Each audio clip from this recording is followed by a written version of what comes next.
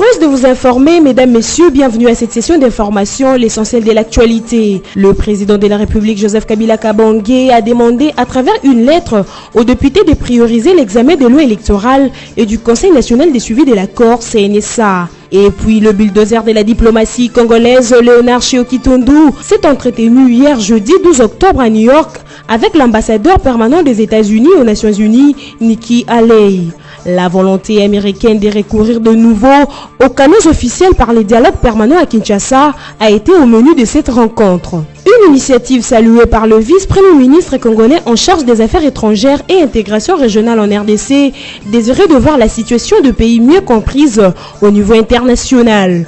Enfin, clôture de la formation sur l'entrepreneuriat grâce à un smartphone organisé pendant 3 jours. Cet atelier avait pour objectif de pousser la jeunesse congolaise à créer des entreprises personnelles dans le domaine digital. À la jeunesse de saisir cette occasion d'utiliser à bon escient ces smartphones pour créer des entreprises personnelles.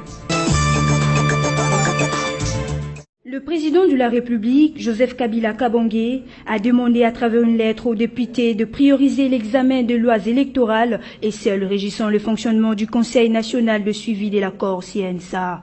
Lu par Robert Minakou, président de l'Assemblée nationale, lors de la plénière du jeudi 12 octobre, la demande du chef de l'État intervient pendant que le député de l'opposition a décidé de boycotter le plénière de l'Assemblée nationale. Ils mettent en cause Robert Minakou, président de cette chambre, qui, d'après eux, manque d'équilibre dans la direction des débats et empêche l'examen de notions de censure, adressé récemment à Emmanuel Ramazani Shadari et à Alexis Tambwe Mwamba. Il signale que, outre les lois électorales sur le CNSA, cette correspondance de Joseph Kabila demande aussi aux élus du peuple d'examiner la loi portant ratification de l'accord de Paris et la loi portant révision du code minier. Les bulldozers de la diplomatie congolaise, Léonard Tshiokitundu, s'est entretenu hier jeudi 12 octobre à New York avec l'ambassadeur permanent des États-Unis aux Nations Unies, Nikki Haley. La volonté américaine de recourir de nouveau aux canaux officiels par les dialogues permanents avec Kinshasa a été au menu de cette rencontre. Une initiative saluée par le vice-premier ministre congolais en charge des affaires étrangères et intégration régionale en RDC, désiré de voir la situation du pays mieux comprise au niveau international. Un motif de joie pour le patron de la diplomatie congolaise qui s'est réjoui de ses retours à la tradition du dialogue politique entre les deux États. Une tradition qui, selon lui, rappelle la relation séculaire et traditionnellement stratégique entre les États-Unis et la RDC. Les deux personnalités ont échangé aussi sur la prochaine visite de cet envoyé spécial du président américain Donald Trump auprès de son homologue congolais Joseph Kabila Kabange sur l'actualité politique en RDC et sur la MONUSCO. En outre, s'agissant de l'actualité politique, Nikki Haley a exprimé sa préoccupation sur la question du report des élections et sa volonté de comprendre le fondement de celui-ci au regard des accords politiques. À la fin de leur entretien, les deux personnalités ont affirmé vouloir ouvrir la voie d'une coopération plus intense et à la participation active des États-Unis dans le relèvement des défis du développement de la RDC. Ce qui vient couper court au chantage véhiculé par une certaine presse sur l'objectif de la visite en RDC de la représentante des Nations Unies à l'ONU. Polémique autour des 504 jours évoqués par Corneille Nangaa, président de la centrale électorale congolaise, pour organiser les élections.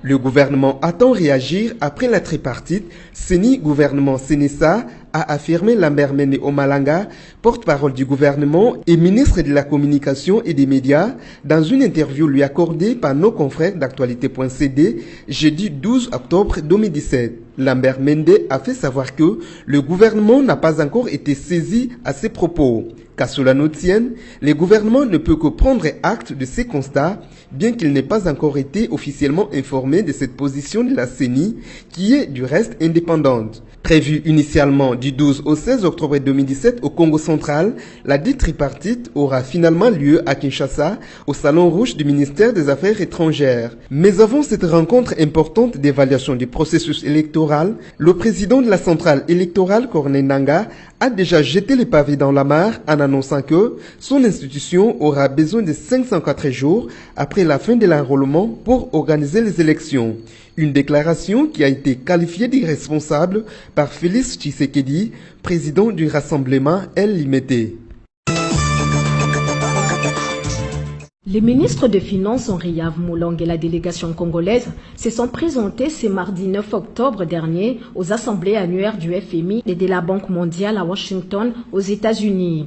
Ils ont échangé avec l'administrateur de la France au FMI sur la question de la dernière évaluation de la situation économique, financière et politique de la RDC. Pierre Disquesne, l'administrateur français au FMI et à la Banque mondiale, a salué les efforts réalisés par la RDC, notamment la maîtrise de la situation inquiétante observée sur les marchés entre mai et juillet dernier, la manière dont la RDC s'y est prise pour résorber les excédents de la liquidation et la devise force financière publique. Par ailleurs, les ministres des Finances et sa délégation ont eu des réunions techniques respectives avec les directeurs du département africain du FMI, Aben Amaero Selassie, et les chefs des missions de cette institution financière internationale pour la RDC, Marion Zamankrozi. Henri Yves Moulong a présenté également à ses hôtes l'évaluation récente de la situation économique et financière de la RDC dans toutes ses composantes, plus particulièrement au niveau des indicateurs macroéconomiques. Les ministres des Finances congolais ont aussi évoqué la situation des réformes du système fiscal congolais. Les FMI et la délégation congolaise se sont fixés rendez-vous à Kinshasa avant la fin de l'année pour des consultations au titre de l'article 4. Les professeurs et le personnel administratif de l'université de Kisangani, UNIKIS, ont repris du service après plus de 2 semaines de grève. Le corps enseignant et administratif avait enfin déclenché cette grève pour réclamer de la part du gouvernement le réajustement de leurs salaires autobudgétaires et la mise sous statut de nouveaux professeurs. La vie a repris à l'université de Kisangani. Les étudiants ont retrouvé le chemin des auditoires, bien que cette reprise des enseignements reste encore fragile. Il s'y dénotait que le syndicat de professeurs et du personnel administratif de l'UNIKIS ont tenu une assemblée générale à l'issue de laquelle ils ont décidé d'élever leur grève. Par ailleurs, les associations des professeurs ont estimé que le gouvernement a manifesté sa bonne foi à travers le pourparler qu'il a engagé depuis le week-end dernier avec les délégués des corps académiques et scientifiques à Kinshasa. Clôture de la formation sur l'entrepreneuriat grâce à un smartphone. Organisé pour 3 jours, cet atelier avait pour objectif de pousser la jeunesse à créer des entreprises personnelles dans les domaines digital. Selon Fraise Kazadi, intervenant principal pendant cette formation, les jeunes peuvent désormais s'envoler de leurs propres ailes car ils ont acquis ce qu'il leur fallait pour la création d'une entreprise à partir d'un smartphone. Et avec cette formation, avec cette organisation, les jeunes savent maintenant où aller. Nous leur avons en fait donné un point de départ. Nous leur avons permis de comprendre qu'ils ne pouvaient pas seulement se terrer, qu'ils ne doivent pas, qu'ils ne devaient pas se cacher. Ils devaient se faire voir, ils devaient présenter au fait ce qu'ils ont en eux. Comme je l'ai dit tout à l'heure, nous ne devenons pas entrepreneurs, mais nous les naissons. Nous avons en nous déjà cet esprit d'initiative, cet esprit de créativité. Il faudrait tout simplement l'explorer maintenant. Pour Dewane Tongana, vice-présidente de l'ASBEL Oui Jeunesse et participante à la formation, cet atelier lui a permis de créer une entreprise qui a des clients non seulement en RDC, mais aussi à l'étranger. Il nous a permis de créer nous-mêmes nos entreprises. Nous avions créé des entreprises, on vivait dans beaucoup de structures. À partir d'aujourd'hui, nous avions nos entreprises, nous avions des mots de passe, nous avions eu déjà des clients dans la République démocratique du Congo, en Afrique et dans le monde entier. Quant à Kound Kaboy, secrétaire général de Oui Jeunesse, cette formation devra permettre aux jeunes de sa plateforme de s'auto-prendre en charge en créant leurs propres entreprises. À la fin de cette formation, nous avons déjà des applications mobiles qu'on nous a données. On vient de nous ouvrir aussi les pages de garde de nos associations ou de nos entreprises sur Facebook. Dans ces $10 que nous avons contribué, et il y a aussi ceux qui n'ont pas même contribué. Et vraiment, donc, c'est une très bonne nouvelle. Et ça, c'est un premier pas avec Oui Jeunesse. À la jeunesse de saisir cette occasion d'utiliser à bon escient ses smartphones pour créer des entreprises personnelles. À présent, les rappels des titres. Le président de la République, Joseph Kabila Kabange, a demandé à travers une lettre aux députés de prioriser l'examen de loi électorale et du Conseil national des suivis de l'accord CNSA. Et puis le bulldozer de la diplomatie congolaise, Léonard Okitundu, s'est entretenu hier jeudi 12 octobre à New York avec l'ambassadeur permanent des États-Unis aux Nations Unies, Nikki Haley. La volonté américaine de recourir de nouveau aux canaux officiels par les dialogues permanents à Kinshasa a été au menu de cette rencontre. Une initiative saluée par le vice-premier ministre congolais en charge des affaires étrangères et intégration régionale en RDC, désiré de voir la situation de pays mieux comprise au niveau international. Enfin, clôture de la formation sur l'entrepreneuriat grâce à un smartphone organisé pendant 3 jours. Cet atelier avait pour objectif de pousser la jeunesse congolaise à créer des entreprises personnelles dans le domaine digital. À la jeunesse de saisir cette occasion d'utiliser à bon escient ces smartphones pour créer des entreprises personnelles. Cette session d'édition est terminée. Merci de votre attention accordée à notre rédaction.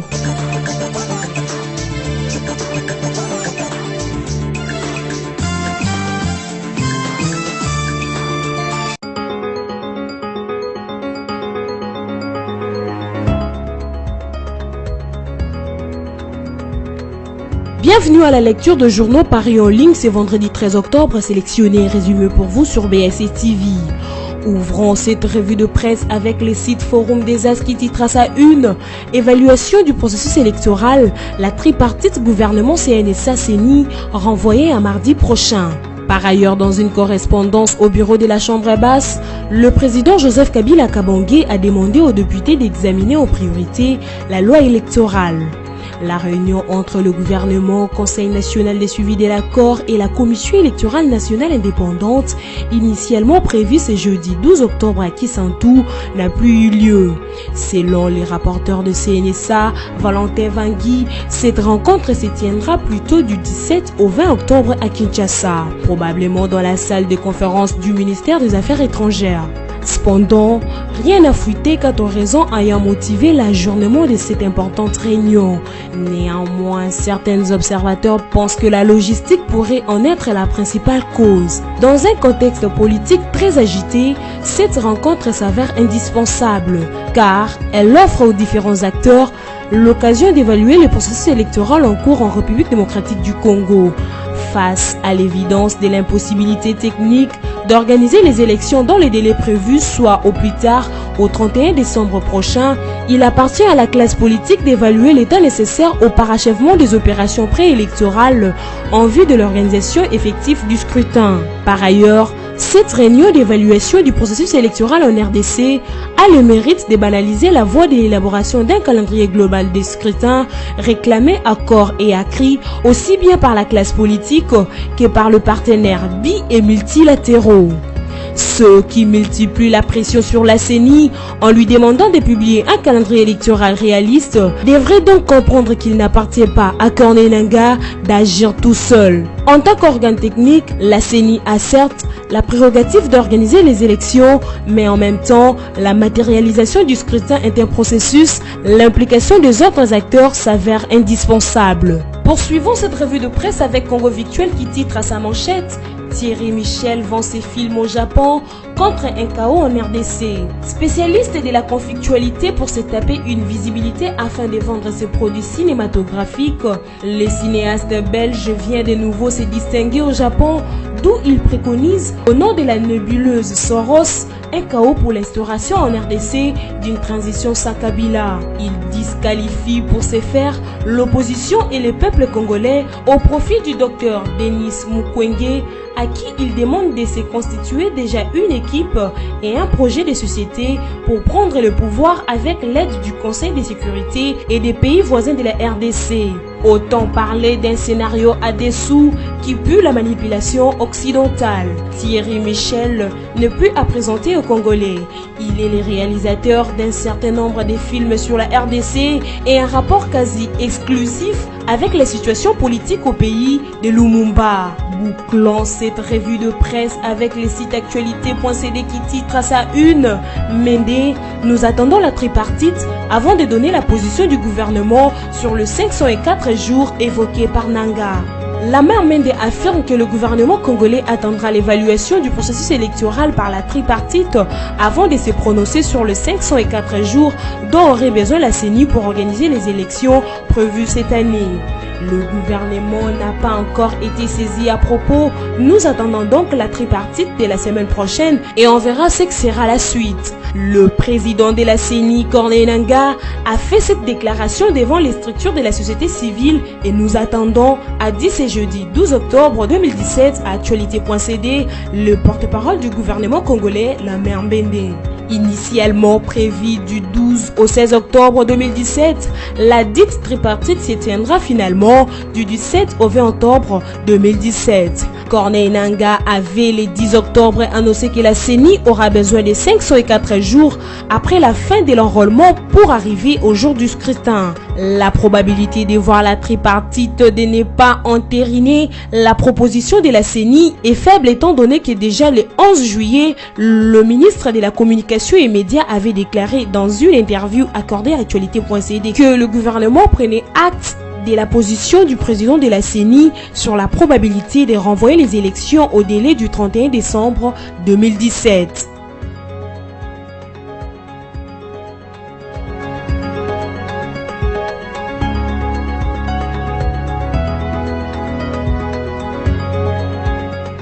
Congo Panorama, votre magazine d'actualité est à nouveau dans vos bacs avec son édition de la rentrée et ses rubriques diversifiées. Coopération et diplomatie, 8 nouveaux ambassadeurs accrédités en RDC, l'Union africaine au front contre l'Union européenne. Séjour du chef de l'État aux Nations Unies, Joseph Kabila, très sollicité, étrange, le processus électoral est fixe et irréversible. La une du Congo Panorama est consacrée à l'armée. Réforme de l'armée, le FRDC en puissance. Votre magazine revient aussi bien sur le monument aux soldats congolais qu'à l'inauguration de l'académie militaire ainsi qu'aux différentes sortes de régiments et bataillons après leur formation. Économie et finances, découvrez nos articles sur la réforme fiscale en RDC, l'évaluation de la feuille de route du FPI, les performances de la SONAS au premier semestre 2017. En société, Maman Olive Lembe revient au chevet des enfants malades. Il est sur tous les fronts. Éditorial signé Yvon Ramazani. L'éditorialiste révisite les actions du chef de l'État qui aura joué aux démineurs aussi bien sur le plan de l'économie que de la sécurité, la politique, la réconciliation au Kassai. Congo Panorama, c'est également une édition surprise spéciale Congo Central, une province qui se modernise. Découvrez les investissements et innovations comme le nouveau bâtiment du gouvernorat. Découvrez également l'interview bilan du gouverneur Jacques Badou et cet éditorial qui lui est dédié par Yvon Ramazani. Il a osé. Congo Panorama, s'investir pour un Congo émergent. Congo Panorama, toute l'actualité à votre portée.